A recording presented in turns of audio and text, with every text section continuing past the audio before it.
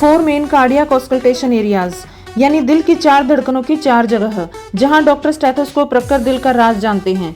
चलो जानते हैं कहां से आती है दिल की आवाज।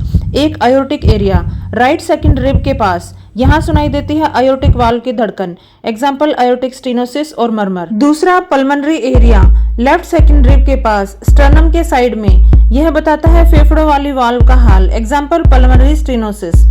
तीसरा है ट्राइकस्पिड एरिया, नीचे चौथी रिब के पास, लोअर स्टर्नल बॉर्डर के साइड में, यह है दिल के दाएं हिस्से की धड़कन।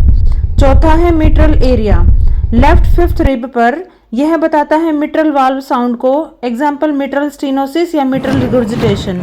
यहाँ सुनाई देता है दिल का प्यार भरा एपेक्स साउंड। दिल की हर धड़कन बोलती है बस सुनना सीखिए। और अगली वीडियो में देखिए एस्केरियासिस के बारे में। Thank you.